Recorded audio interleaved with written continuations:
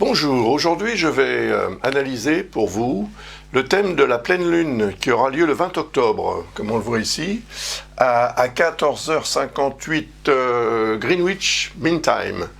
Donc il sera en France par exemple 2 heures de plus encore, puisque la France changera d'heure à la fin du mois d'octobre, le dernier dimanche d'octobre. Donc ça nous donne ce thème. Vous voyez, il est quand même assez chargé, je dirais, en aspect, comme on dit. Ce sont toutes les lignes que vous voyez là, qui sont des liens en fait entre tous les éléments autour du thème, et dont certains sont plutôt favorables. Ils indiquent un potentiel d'harmonisation, d'énergie positive. D'autres, au contraire, sont plutôt dits conflictuels. Donc, ce sera une période chargée. Voilà. Avant d'aller plus loin dans cette analyse, je vous rappelle ce livre, si ça vous intéresse, de vous initier assez sérieusement quand même à l'astrologie. Eh bien, procurez-vous-le et vous aurez droit systématiquement, évidemment en me faisant parvenir la preuve d'achat du livre, vous aurez droit à toutes les vidéos, c'est-à-dire 16 vidéos qui accompagnent le cours d'astrologie que je diffuse depuis 1982-83 en fait. Mais évidemment, les vidéos sont beaucoup plus récentes. Je vous rappelle également que cet ouvrage, en fait, est en vente sur Amazon. Il est possible de le commander chez votre libraire, mais quoi qu'il en soit, étant donné qu'Amazon est mon éditeur, donc voilà, c'est Amazon qui publie mes livres. Et où que vous l'achetiez, vous l'achèterez de toute façon à Amazon. Donc ne me dites pas, ou ne m'écrivez pas pour me demander où vous pouvez l'acheter parce que vous n'avez pas envie de passer par Amazon. J'en suis désolé, mais Amazon a été pour moi véritablement une source de réussite en fait, comparé à cet éditeur véreux, que je ne nommerai pas, mais qui a publié 4 ou 5 de mes ouvrages sans jamais, ou presque jamais, me régler mes royalties. Comprenez? Donc, c'est pas très honnête. Voilà. Alors, ensuite, là est ce thème de nouvelle lune qui va vous permettre d'obtenir des informations qui, j'espère, seront utiles pour que vous puissiez avancer aussi dans votre vie et peut-être aussi avancer en astrologie. Si vous êtes féru d'astrologie, si vous vous intéressez à cet art, eh bien, il est possible que mes explications vous soient utiles pour progresser. On continue donc. Ce thème, évidemment, cette pleine lune, elle est là, représentée par cette opposition, lune-soleil. Mais vous voyez qu'à côté du soleil, on a Mars. Mars est actuellement en balance. Depuis le 15 septembre, il y sera jusqu'au 30 octobre. Et pendant cette période, surtout lorsque le Soleil, évidemment, transite en balance aussi, ça accentue considérablement l'énergie de cette planète Mars. C'est le dieu de la guerre, Mars. Donc il peut nous rendre plus intenses, plus réactifs, plus impulsifs aussi. Donc cela peut aussi avoir un effet sur les risques d'erreurs commises, de dérapages, d'incidents de parcours, voire même d'accidents. Attention quand même au moment de cette pleine lune, parce qu'on sait que la pleine lune, d'une façon générale, surtout que la lune sera en bélier bien évidemment, eh bien c'est un moment où, sur le plan émotionnel, la charge est conséquente. Et on sait que lorsque l'on est influencé par ses propres émotions, quand elles sont fortes, on peut déraper, on peut faire des choses, dire des choses, et s'engager dans certaines situations, activités ou même partenariats, relations, etc., impulsivement, ou sur la base d'une émotion forte qui va nous motiver à réagir de façon intense. Et comme Mars est en face, évidemment, cela aura un effet encore plus intense, vu que Mars représente l'accélérateur, comme je le dis souvent, et c'est vrai qu'on en a besoin. Mars représente aussi nos réflexes, donc on a besoin d'avoir des réflexes. On a besoin aussi de savoir se défendre, de savoir combattre pour s'imposer, pour surmonter les obstacles, etc. Mais bon, il faut aussi savoir contrôler son véhicule existentiel pour ne pas aller trop vite. Sinon, on va dans le mur, ou bien on se retrouve dans le fossé. Donc louper un virage, manquer un virage, ça arrive. Et vous voyez que cette conjonction Soleil-Mars opposée à la Lune, elle est en dissonance avec ceci. C'est quoi? C'est Pluton, le dieu de la mort. Oh là là! Ça veut dire quand même qu'il y aura un risque, peut-être évidemment plus important pour certaines personnes que d'autres, mais globalement quand même on appartient tous à ce cercle zodiacal. On est au centre, hein. Donc on reçoit tous ces énergies. Et on les reçoit différemment évidemment, selon d'abord son propre thème, son propre signe, etc. Tout un tas de paramètres entrent en ligne de compte. Mais on est quand même tous plongés un peu dans le même bain, c'est-à-dire qu'on vit tous sur Terre.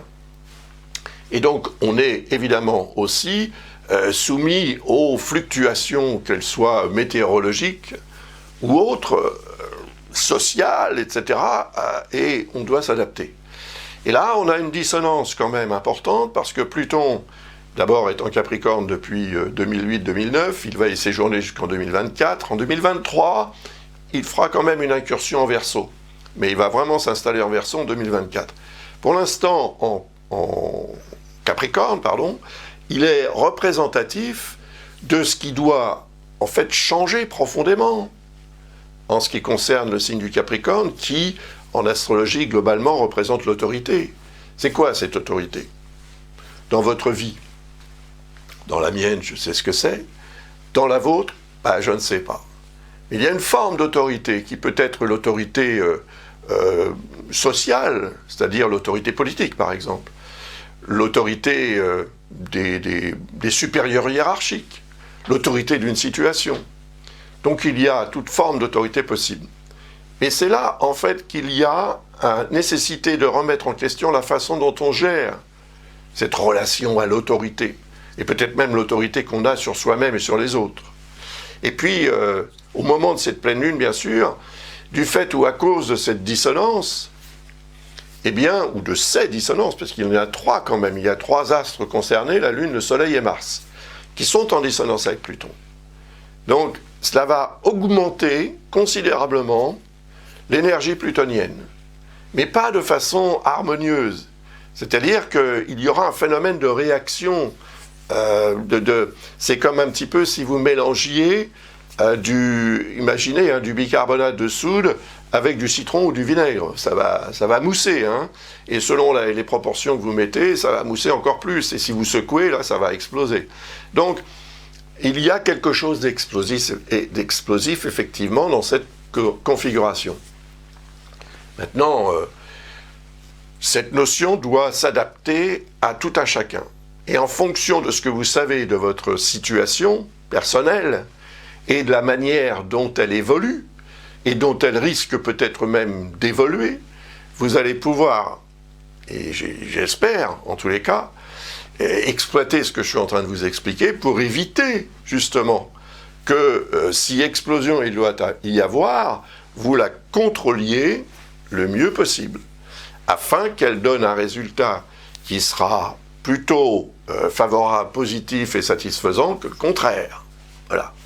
Après, cette configuration peut agir aussi donc sur le plan météorologique. Orages, des choses comme ça, hein, des réactions même terrestres, des réactions volcaniques. Hein. Mars représente aussi le feu et le Soleil également. Et puis on a aussi peut-être des réactions sismiques, donc des mouvements de la Terre, etc. Ça peut être très intense. Maintenant, la Lune, elle ne va pas séjourner très longtemps en Balance, parce que vous voyez, en Bélier, je veux dire, parce que vous voyez qu'elle est ici à 27 degrés. Il lui reste 3 degrés à parcourir pour sortir du signe du Bélier. 3 degrés pour la Lune égale 6 heures, hein, puisque la Lune se déplace d'environ 1 degré d'arc toutes les 2 heures. Donc 6 heures après, cette configuration-là disparaît progressivement, assez rapidement quand même. Plus la Lune s'éloignera, plus elle se mettra en fait en harmonie avec Pluton. Donc ça change un petit peu la donne. Par contre, elle se mettra en dissonance avec Saturne, puis en dissonance avec Jupiter. Bon, on en reparlera. Le fait est que, d'abord, ce qu'il faut savoir, c'est que le Soleil et Mars vont rester plus longtemps en Balance. Pour le Soleil, il s'agit de 3 jours, puisqu'il est à 27 degrés, il lui reste 3 degrés à parcourir, 1 degré à peu près par jour, un peu moins, mais disons que 3 jours plus tard, il sera en Scorpion, et ça n'aura plus le même effet. Mars, quant à lui, il va y séjourner, comme je l'ai dit tout à l'heure, en Balance, jusqu'au 30 octobre. Donc quand même, jusqu'au 30 octobre, il sera en dissonance avec Pluton. Donc il continuera de nous rendre plus radicaux, en fait, dans notre façon d'agir et de réagir, de gérer les situations, d'en finir avec ce qu'on a envie de terminer, ce qu'on a envie de jeter, de détruire. Voilà, c'est Pluton, c'est ça, c'est la régénération c'est le nettoyage par le vide, en fait, quelque part. Donc, le fait est que ça représente un moment fort dans la manière dont on va gérer ce qui doit être transformé profondément. Et il faudra s'arranger autant que possible pour ne pas être trop, effectivement, radical ou extrémiste même dans la façon dont on gère ce genre de choses. En parlant d'extrémisme, il est possible quand même que ça réveille quelques esprits mal tournés qui pourraient avoir tendance à vouloir remettre en question les valeurs sociales par le biais de ce genre de comportement extrémiste. Donc, il n'est pas non plus impossible que cela se produise malheureusement. Toujours est-il que ce qui va se passer ne couvre qu'une période relativement courte en fait. Pour Mars, il s'agit de 10 jours à partir du 20 octobre, à partir de la pleine lune, et pour le Soleil c'est 3 jours, pour la Lune c'est 6 heures, donc après ça va s'organiser un petit peu plus harmonieusement, je pense. À partir de Mars, du moment où Mars sera en Scorpion, il va se mettre en harmonie avec Pluton. Donc ce sera moins radical. Cela dit, il sera en dissonance avec Saturne et Jupiter, qui sont en Verseau. Ces deux-là, qui ont repris leur mouvement direct, les trois d'ailleurs ont repris leur mouvement direct, je les appelle les trois monstres, mais enfin bon, c'est vrai qu'il y en a deux qui sont des monstres en termes de volume, puisque Jupiter et Saturne sont ce qu'on appelle des planètes géantes. Pas Pluton, tout petit Pluton. Mais bon, c'est quelque part un monstre quand même, dans la mesure où il représente la faucheuse, la mort. La mort symbolique, la mort réelle aussi, bien sûr. Mais symboliquement aussi, dans l'absolu, je voudrais dire plutôt, la mort n'existe pas. C'est simplement un passage vers une autre vie. Tout dépend évidemment de la philosophie qu'on a à ce sujet.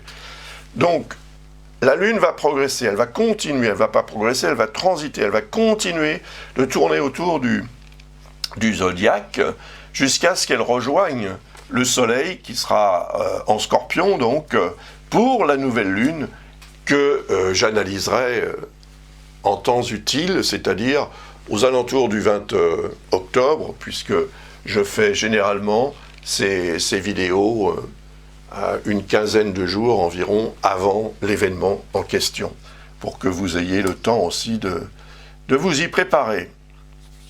Donc la Lune, elle va rejoindre Uranus. Vous voyez qu'il est à 13 degrés, ça correspond à 26 heures environ, plus 6 pour sortir du signe du Bélier, et ça nous fait 32 heures. Donc 32 heures après la pleine Lune, la Lune arrive à la longitude d'Uranus. Uranus représente ce qui doit changer.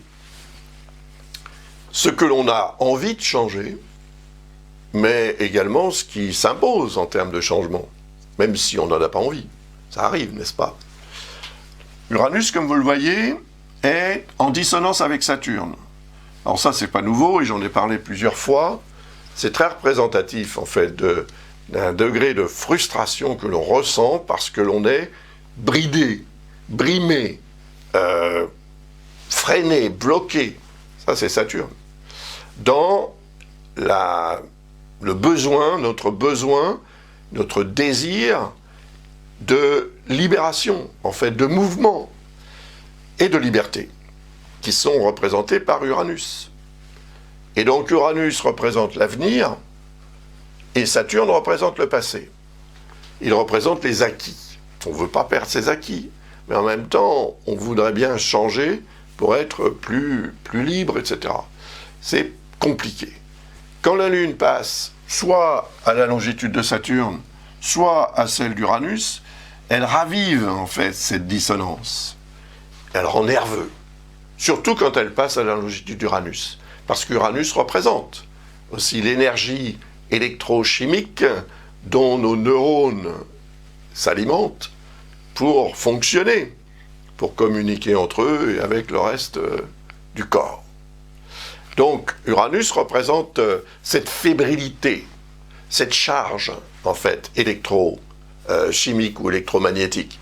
Donc lorsque la Lune arrive à la longitude d'Uranus, puisqu'elle représente aussi notre émotionnel, il est possible que des réactions, des réactions, des modifications dans notre structure aussi physiologique, se manifestent et tout à coup créent une déstabilisation. Parce qu'on est en déstabilisation dans cette configuration Saturne-Uranus. Elle crée une déstabilisation et elle crée aussi une frustration. Donc la sensation d'être bloqué, de ne pas pouvoir faire ce qu'on a envie de faire, de ne pas se sentir libre, etc. Tout ça peut nous monter un petit peu contre le système, quel qu'il soit, contre la situation, contre ce qui a tendance à bloquer, à freiner. Et lorsque la Lune arrivera à la longitude d'Uranus, pof, on disjoncte, si vous voulez. Parce que la Lune, c'est un astre d'eau, donc imaginez de l'eau mélangée de l'électricité, ça ne cohabite pas très bien. Et là, on pourrait avoir effectivement un phénomène, pour certaines personnes plus que d'autres bien sûr, mais socialement parlant, ça peut se manifester. Ça peut se manifester sur le plan météorologique aussi, orage, pluie, ça c'est l'eau représentée par la Lune et l'électricité représentée par Uranus. Et Saturne, c'est le blocage, c'est la masse, peut-être nuageuse aussi, qui est représentée par Saturne. Vous voyez, tout ça, ça peut devenir assez préoccupant aux alentours du moment où la Lune va arriver à la longitude d'Uranus. Mais je dirais que dès qu'elle va entrer en Taureau, en fait, donc 6 heures après, ici on est à 20h58 du 20 octobre, 20h58 Greenwich, GMT, eh bien, la Lune passe en Taureau, et à partir de ce moment-là, son énergie va commencer à titiller, si je puis dire, celle d'Uranus. Et donc à créer un degré d'effervescence qui va augmenter au fur et à mesure qu'elle se rapprochera d'Uranus pour atteindre une sorte d'apogée lorsque la conjonction exacte se produira 32 heures après cette pleine lune. C'est intéressant, c'est important, c'est fort, parce que cela peut avoir un effet tout à coup de disjoncte. On disjoncte et on peut aussi avoir évidemment des réactions qui seront contraires à nos intérêts, tout simplement parce que on perdra finalement conscience des réalités, même très peu de temps, ça peut suffire pour commettre une erreur. Donc il faudra essayer de se contrôler, parce que pendant toute la durée du transit de la Lune en Taureau, qui va durer 2 jours et demi quand même, on sera plus sous tension, globalement. D'autant plus que vous voyez ici, nous avons une opposition avec Vesta. Et cette opposition avec Vesta, elle est symbolique de ce déséquilibre, de cette déstabilisation. Et puis Vesta représente le bien-être auquel on aspire tous. Et si ce bien-être dépend de la libération, de la liberté, à laquelle on aspire tous aussi, qui est représentée par Uranus, eh bien cette Vesta, elle est également en dissonance avec Saturne. Et elle l'est aussi avec Jupiter. Donc il y a une forme d'exagération aussi de la frustration qui peut se manifester dans certains d'entre nous, et avec évidemment des réactions adverses, qui ne seront pas favorables à l'évolution harmonieuse des choses. Voilà, alors après vous avez 2 quinconces, l'un avec Vénus, l'autre avec Mercure. Donc là, on a des risques de malentendus, on ne comprend pas très bien ce qu'il faut faire, ce qu'il faut dire, ou ce qu'on nous dit, ce qu'on nous explique. Et Vénus ici, c'est la part d'affectif qui peut entrer en ligne de compte et nous rendre encore plus désabusés, si vous voulez, en tous les cas pas très satisfaits. Donc là, on aura 2 jours et demi pendant le transit de la Lune en Taureau, au cours desquels, finalement, c'est l'énergie d'Uranus qui va être amplifiée, mais elle devra aussi s'accommoder des autres, et ce ne sera pas simple. Donc si vous avez besoin de changer quelque chose d'important dans votre vie, eh bien, et si vous devez le faire pendant ces 2 jours et demi, faites preuve de prudence, de tempérance, essayez de ralentir quand même le rythme et de ne pas vous laisser influencer par ce mélange bicarbonate, vinaigre ou jus de citron, ou les 3. Alors là, ce serait encore pire.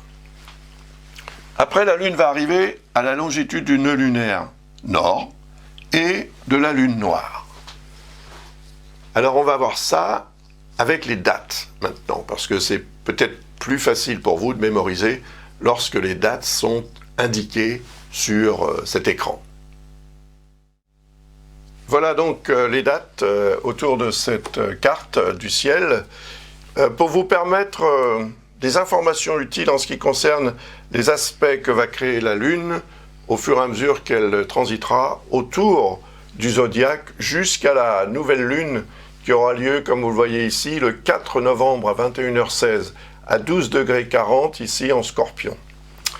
Alors, pour l'arrivée de la Lune à la longitude d'Uranus, ce sera le 21 octobre vers 22h. J'ai mis vers 22h, je n'ai pas calculé exactement le moment de l'arrivée de la Lune ici à la conjonction exacte.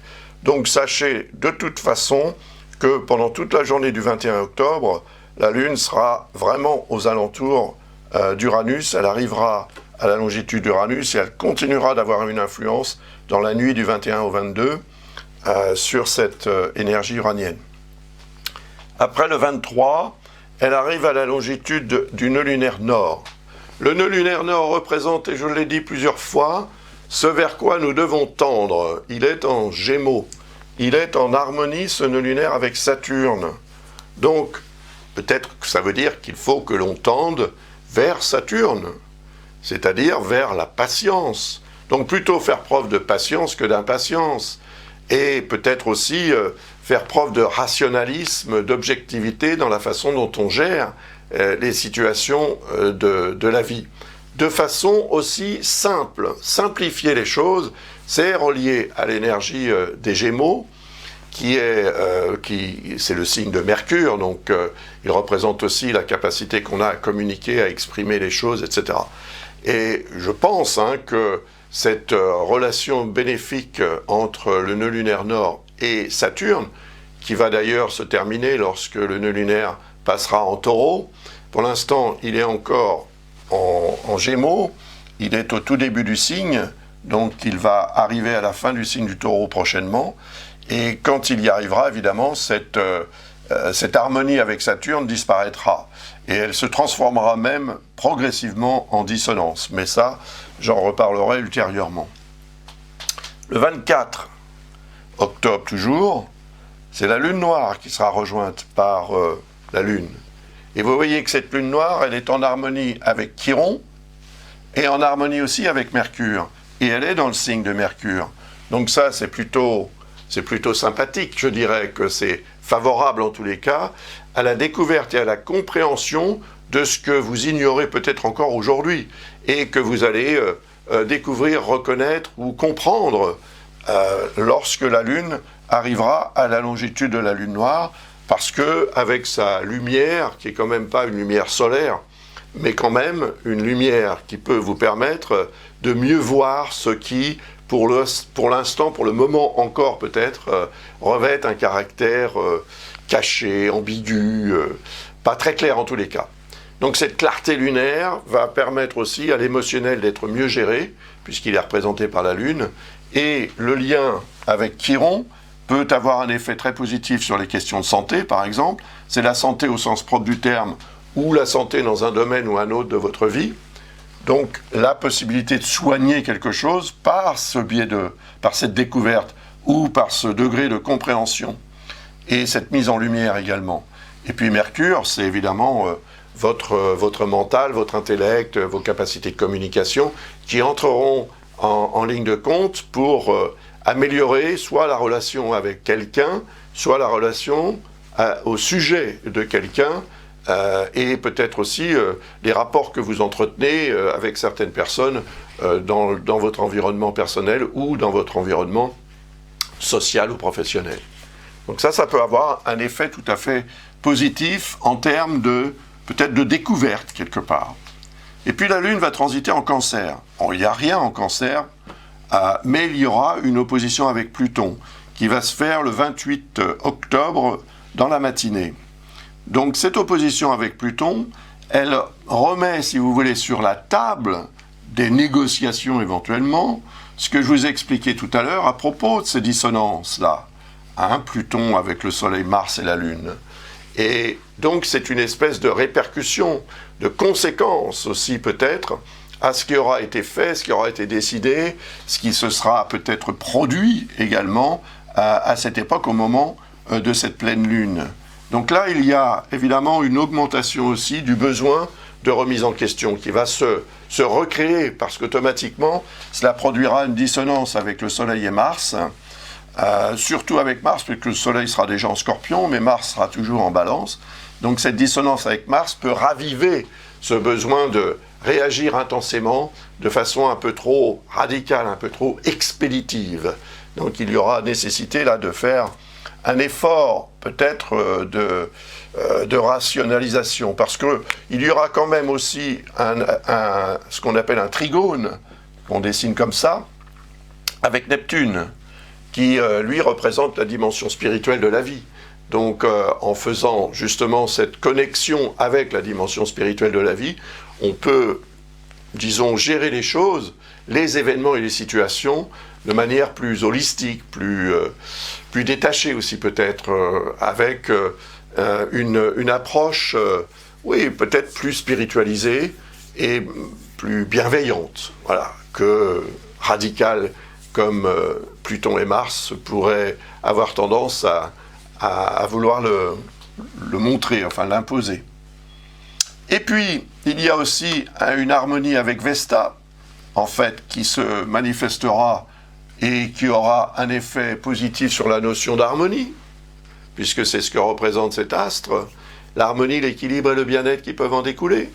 Donc il y aura un potentiel, mais il ne faudra pas se laisser piéger, si je puis dire, par l'énergie perturbatrice de Mars et de Pluton, qui pourrait aussi vous mettre dans l'embarras ou dans certaines situations équivoques, ambiguës, difficiles même, peut-être, dangereuses, pourquoi pas. En tous les cas, pour votre sérénité et votre bien-être et l'harmonie dans votre vie.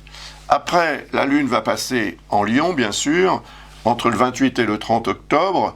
Elle va produire une opposition avec Saturne, puis une opposition avec Jupiter.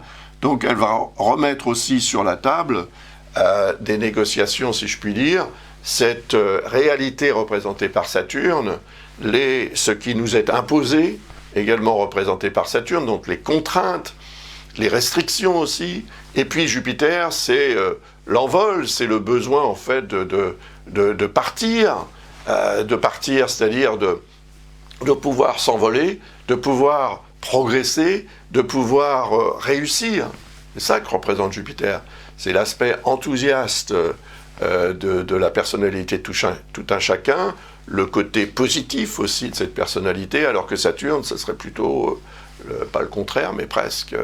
Donc les deux cohabitent assez difficilement dans ce même signe du Verseau, qui est d'ailleurs le signe d'Uranus, avec lequel ils ne sont pas vraiment en accord, puisque Uranus est en dissonance avec le signe du Verseau, comme on le voit ici, par l'intermédiaire de Saturne, mais il y a quand même un effet aussi de dissonance avec Jupiter, parce que Jupiter est en Verseau, même s'il n'y a pas une quadrature en tant que telle. Donc voilà, ça c'est une période aussi assez forte, qui va nécessiter un effort pour éviter d'être déprimé, par exemple, par Saturne, de se sentir tout à coup vraiment soumis à des forces qu'on ne peut pas gérer, ou bien, et d'alterner, peut-être d'être dans l'alternance entre le négatif et le positif, entre le j'y vais et j'y vais pas, entre le oui et le non, en fait, le jour et la nuit, etc. Donc on peut se sentir un peu aussi déstabilisé par ce genre de configuration. Par contre, il y a une harmonie avec Chiron qui peut se manifester, être intéressante du point de vue santé, et peut-être aussi prise de position en ce qui concerne les questions de santé. Ça, c'est possible. Après, le 1er novembre, la Lune va produire une opposition avec Neptune, ce qui peut avoir tendance, en fait, à nous rendre moins rationnels, avec peut-être aussi l'impression que, sans que ce soit nécessairement le reflet de la réalité. Neptune représente nos rêves, Neptune représente aussi notre intuition, mais également nos présomptions et ce que l'on croit, qui n'est pas toujours, évidemment, le reflet de la réalité. Donc il faudra, pendant cette période, et surtout aux alentours du 1er novembre, faire un effort pour éviter de se laisser entraîner dans quelque chose, que ce soit une activité, un projet ou autre, qui pourrait devenir plutôt une source de déception que de satisfaction. Donc faire preuve de prudence et de rationalisme à ce moment-là sera très utile. La Lune transite en Vierge, donc ça peut être utile aussi parce que le signe de la Vierge est un signe qui se veut rationnel et objectif. Donc peut-être que cette Lune permettra justement une analyse de la situation, mais si cette analyse est basée sur une croyance, si un calcul est basé sur une équation qui est fausse au départ, ou sur une valeur qui est fausse au départ, évidemment que le résultat sera faux aussi. Donc, mathématiquement, ça veut dire qu'il faudra faire preuve de rationalisme pour vérifier si justement l'équation de départ est la bonne, sinon on s'exposera à une erreur et éventuellement à une déception qui peut se manifester aussi bien sur le plan personnel, sur le plan intime, que sur le plan aussi physiologique, et sur le plan santé par exemple, et la santé de nos affaires. Donc il y aura un risque quand même, à ce moment-là, le 1er novembre, de se laisser entraîner dans quelque chose qu'on pourrait regretter ensuite. Mais voilà, après, il faut relativiser, ce ne sera pas forcément quelque chose de très grave, parce que en Vierge, d'abord, la Lune sera en harmonie avec Uranus, ce qui nous permettra un degré d'adaptation plus important. Elle sera aussi en harmonie avec Pluton, qui permettra une remise en question, justement, si elle est nécessaire, de cette équation de départ, celle à laquelle on pourrait avoir tendance à croire, et finalement découvrir qu'on s'est trompé. Peut-être que ces deux astres permettront d'avoir rapidement accès à quelque chose qui désamorcera un potentiel d'erreur qu'on pourrait commettre. Et puis donc la Lune va continuer son périple, elle va arriver dans le signe de la Balance. Entre le 2 et le 4, elle sera dans le signe de la Balance. Évidemment, après, elle change de signe. Donc c'est le 4 au matin. Quand elle changera de signe, elle va s'acheminer vers la nouvelle Lune du 4 novembre à 21h16 Greenwich, un mean time. Donc là, il sera en France, par exemple, 22h16, puisqu'on n'aura plus qu'une heure de décalage. Et donc, pendant cette période, en fait, la Lune, ici, on a une zone d'énergie. Alors évidemment, Mercure ne sera plus en Balance, ni Mars, ni le Soleil. Ils seront tous plutôt en Scorpion. Et donc, il n'y aura plus rien là. Mais il y a cette énergie qui reste là, si vous voulez. C'est comme une empreinte. Et quand on marche dans une empreinte, on s'aperçoit qu'il y a quelque chose qui s'est passé là. Et si on fait une recherche, justement, ou une enquête, on va s'intéresser aux empreintes, ou aux traces qui sont laissées. Et là, on a une trace, effectivement, qui est reliée à cette conjonction, qui peut, dès le début de cette pleine lune, ou aux alentours de cette pleine lune, à partir du moment où en fait, la Lune va entrer en Bélier à peu près 2 jours avant, donc aux alentours du 18. Déjà, l'énergie de cette pleine Lune va se mettre en place et augmenter progressivement jusqu'au 20 à 14h58. Donc, là, on a une zone d'énergie que je vous ai expliquée au tout début de cette analyse, qui peut être compliquée à gérer. Et donc, les décisions prises, les situations, les événements, ou l'événement qui pourrait se produire au moment de cette pleine lune ou aux alentours de cette pleine lune peut avoir des répercussions intenses lorsque la lune reviendra en balance. Quand elle passe en balance, elle repasse sur les traces laissées par cette triple conjonction et elle peut produire en fait un retour de cette énergie et donc l'effet de complication ou d'effet de répercussion ou de ricochet de ce qui aura été lancé, de ce qui se sera imposé, de ce qui aura été fait au moment de la pleine lune. C'est pour ça qu'il faut faire très attention dès le début de cette pleine lune, dès le moment en fait où la lune va entrer en bélier, pour éviter que les désordres et les désagréments qui en découleront ne laissent des traces qui seront réveillées, ravivées, lorsque la Lune passera en balance à cette époque, donc entre le 2 et le 4 novembre. Voilà. Et ensuite, évidemment, il y aura la nouvelle Lune, que j'analyserai pour vous, dans une vidéo que je mettrai en ligne, probablement le 20 octobre. À très bientôt donc, je vous rappelle bien sûr, cet ouvrage, si ça vous intéresse, n'hésitez pas, vous avez ici 750 pages environ, d'informations utiles pour apprendre à analyser un thème et à devenir astrologue. Pourquoi pas. Je vous remercie de votre attention et je vous souhaite une très belle pleine lune, avec de l'avance bien sûr, mais cette avance peut vous être utile justement pour vous préparer à ce genre de configuration qui va se manifester au moment de cette pleine lune. Au revoir, à bientôt.